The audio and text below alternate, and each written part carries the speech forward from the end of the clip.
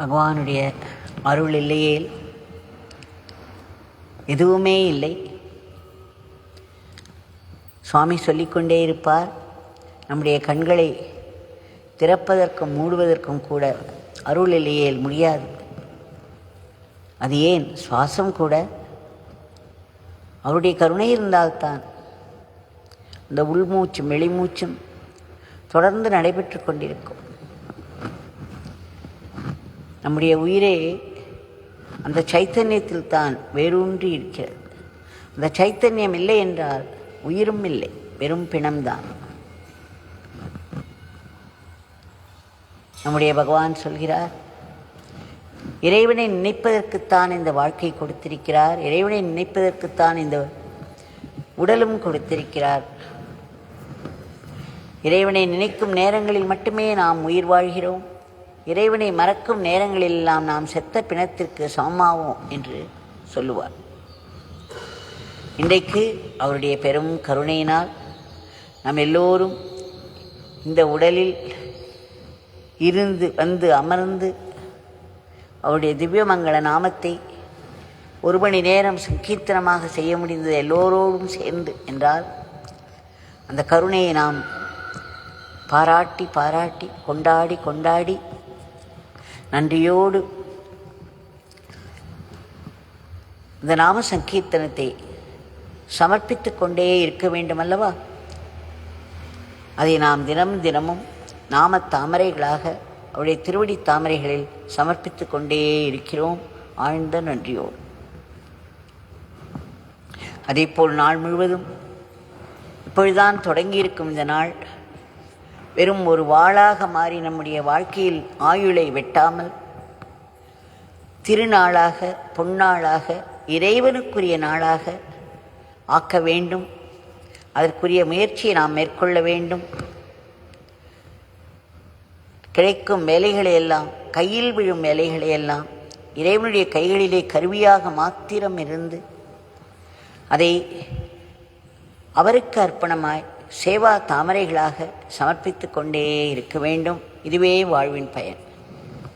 நாமம் சொல்வதும் சேவை செய்வதுமே நம்முடைய வாழ்க்கையின் பயன். இதற்கு மீறிய பயன் என்று ஒன்று இருந்தால் அது நாம் மாயையில் அகப்பட்டு கொண்டு விட்டோம் என்பதற்கு அடையாளம்.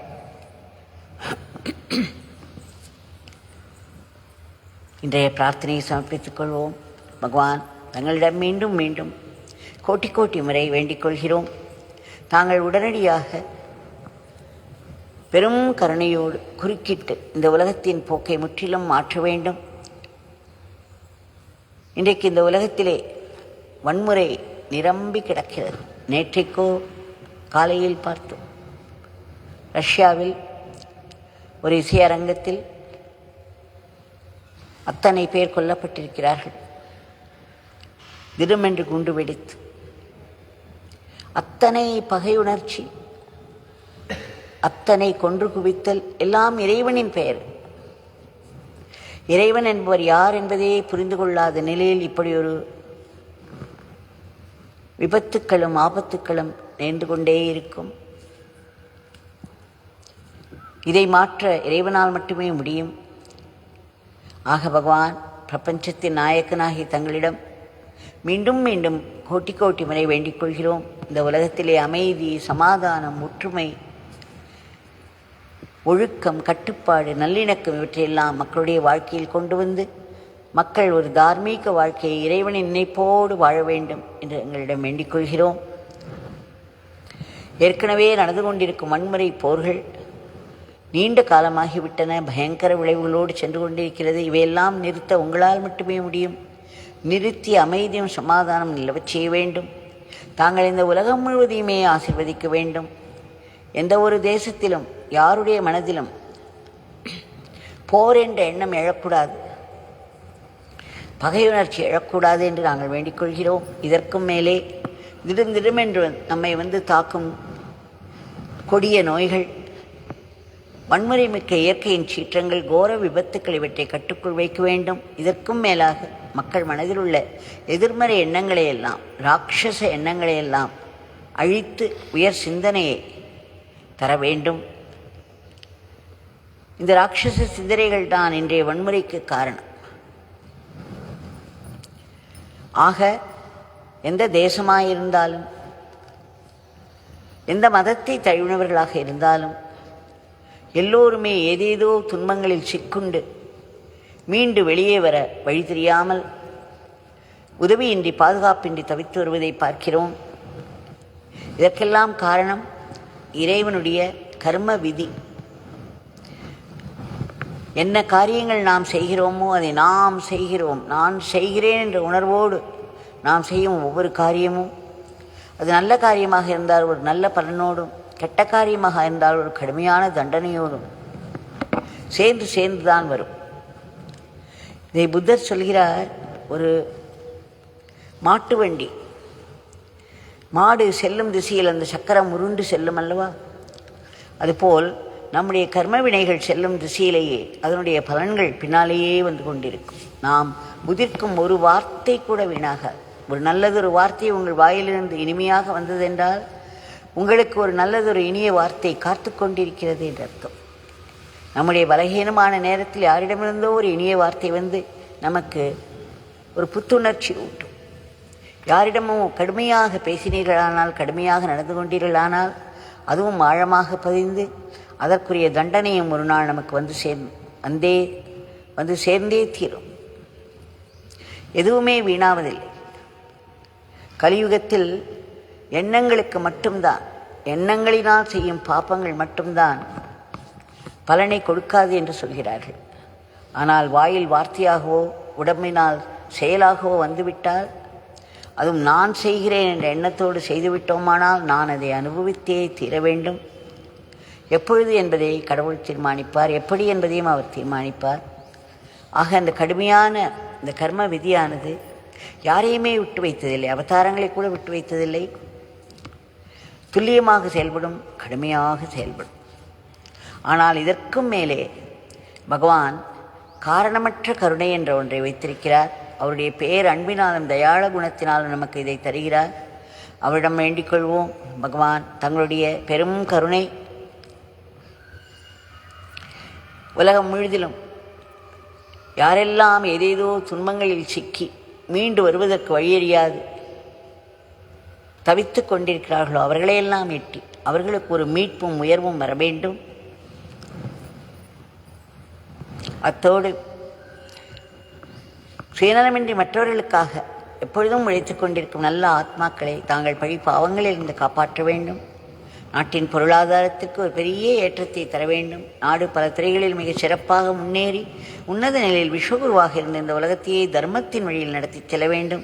தங்களுடைய திவ்யமங்கள நாமத்தை நாங்கள் இடைவிடாது சொல்ல வேண்டும், ஆனந்தமாக சொல்ல வேண்டும்.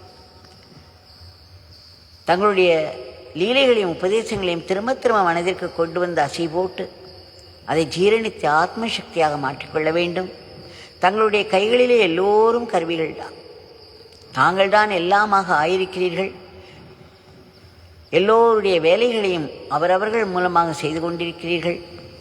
நாங்கள் கருவிகள் மட்டுமே ஆயினும் தங்களிடம் வேண்டிக் கொள்கிறோம். நாங்கள் எப்பொழுதும் சாத்வீக கருவிகளாக மட்டுமே செயல்பட வேண்டும். தப்பித்தவை கூட ராட்சச கருவிகளாக ஆகிவிடக்கூடாது. எங்களுடைய அன்றாட வாழ்க்கை தங்களுக்கு அர்ப்பணமாக நாங்கள் செய்ய வேண்டும். மாயையின் பிடிக்குள் மாட்டிக்கொண்டு விடக்கூடாது. எங்களுக்கும் தங்களுடைய அந்த பிரம்மானந்த பேரானந்த நிலை கிட்ட வேண்டும். ஆனால் அதற்கு எங்கள் மனம் முற்றிலும் தூய்மையாக வேண்டுமே. எங்கள் மனதிலோ ஆசா பாசங்கள் காடு போல் மண்டி கிடக்கிறது. பூர்வ ஜென்ம கர்மாக்களின் பதிவுகள் மிக ஆழமாக வேரூன்றி இருக்கிறது. உலக ஆசைகள் நிரம்பி இருக்கிறது. அதனால் என்னாகும்? திடும் என்று ஒரு கொடிய பயம் வந்து நம்மை தாக்கும். அது ஆட்கொல்லியாக கூட மாறிவிடும். ஏன் பயப்படுகிறோம், யாருக்கு பயப்படுகிறோம் என்பது கூட தெரியாது. ஒரு இனம் தெரியாத பயம். அதே போல் ஒரு கொடிய விஷம் போன்ற கோபம் வரும். அந்த கோபத்தில் நாம் நெருப்பு போன்ற வார்த்தைகளை அள்ளி மற்றவர்கள் மேல் கொட்டுவோம். அவர்கள் எப்படி துடிப்பார்கள் என்று சிறிது கூட நினைத்து பார்க்க மாட்டோம். ஆனால் நமக்கு அதை ஒரு பெரும் தண்டனையாக நம்முடைய கணக்கில் ஏறும் என்பதையும் நாம் நினைத்து பார்க்க மாட்டோம். அது தவிர பொறாமை, பொச்சரிப்பு, பழிவாங்குதல், காமம் எல்லாவற்றிற்கு மேல் சிலர் எப்பொழுதும் துக்கம் கொண்டாடி கொண்டே இருப்பார்கள். ஒவ்வொன்றிற்கும் கவலைப்படுவார்கள், அது பெரும் துக்கமாக மாற்றிக்கொள்வார்கள், அதனால் மன உளைச்சலில் விழுவார்கள். பிறகு மருந்து மாத்திரையே வாழ்க்கையாகும் அவலம். நம்முடைய பகவான் இடியென முழங்கி இருக்கிறார். இறைவனுடைய நாமம் வல்லமை மிக்க ஆயுதம். அது நம்முடைய பூர்வஜன்ம பாபங்களை எல்லாம் அழிக்க வல்லது. அதனுடைய வாசனைகளையும் அது வேறின்றி வெளியே தள்ளிவிடும். அது மட்டுமல்ல, நம்முடைய மனதை தூய்மையாக்கும். தங்களுடைய திவ்யமங்கள நாமத்தில் நாங்கள் அடைக்கலம் கொள்கிறோம். விரைவிலேயே எங்கள் மனங்கள் தூய்மையாக வேண்டும் என்று வேண்டிக் கொள்கிறோம். இந்த உலகத்திலே எந்த மூலையில் நாங்கள் இருந்தாலும், எந்த வேலை கையில் வந்து விழுந்தாலும், அவையெல்லாம் தங்களுடைய வேலைகள் என்பதை உணர்ந்து அதை தங்களுக்கு அர்ப்பணமாக ஆனந்தமாக போட்டி பொறாமை பொச்சரிப்பின்றி செய்து வந்தோமானால் அது ஒரு ஆத்ம சக்தியாக மாறுவதை காண்போம். இந்த வாழ்க்கை என்ன கொண்டு வந்து கொடுக்கிறதோ, சுக்கமோ துக்கமோ, அவை அனைத்தும் தங்களுடைய இச்சையாலேயே வருகிறது என்பதை நாங்கள் உணர வேண்டும். எங்களுடைய கார்மீக கணக்கின்படி அது செயல்பட்டாலும் அந்த அடிப்படை அந்த சங்கல்பம் தங்களுடையது. தங்களிடமிருந்து வரும் எதுவுமே கண்டிப்பாக ஆசீர்வாதமாக மட்டும்தான் இருக்க முடியும். ஆகையால் தங்களிடம் நாங்கள் வேண்டிக் கொள்கிறோம், தாங்கள் அருள் செய்ய வேண்டும். நாம் எல்லோரும் பிடிவாதமாக வாழ்க்கையில் கிடைக்கும் தண்டனைகளை எல்லாம் இறைவனுடைய பேரருள் என கண்டு வந்தோமானால் அது எப்பேற்பட்ட பேரருள் என்பதை அது சில காலத்திலேயே காட்டிக் கொடுத்துவதோடு இல்லாமல் முடியும் நேரத்தில் ஒரு உயர் ஞானத்தை தந்து செல்லும். ஆக வாழ்க்கையில் வரும் தண்டனைகளை எல்லாம் பகவான் எப்படி உபயோகப்படுத்திக் கொள்கிறார்? அந்த தண்டனைகள் எல்லாம் நமக்கு ஒரு பெரிய ஆன்மீக விழிப்பையும் ஆன்மீக முன்னேற்றத்தையும் தருவதற்காக. இல்லை என்றால் நினைத்து பாருங்கள், நம்முடைய வாழ்க்கை படகு கவிழும் பொழுது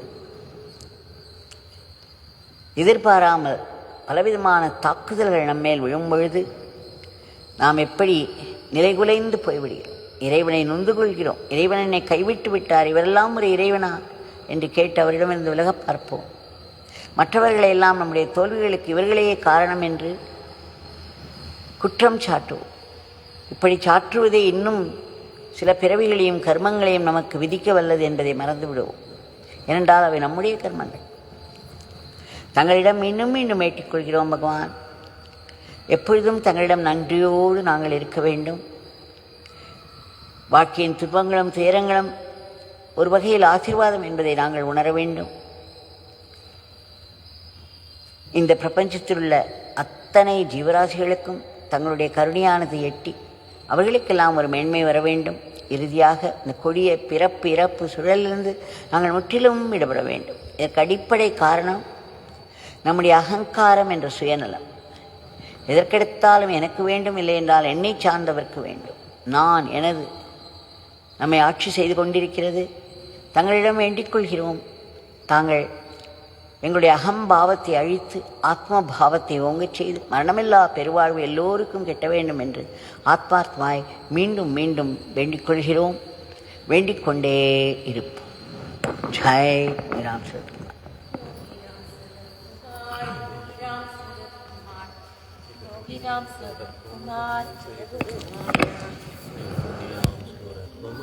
योगी राम सूरत कुमार, योगी राम सूरत।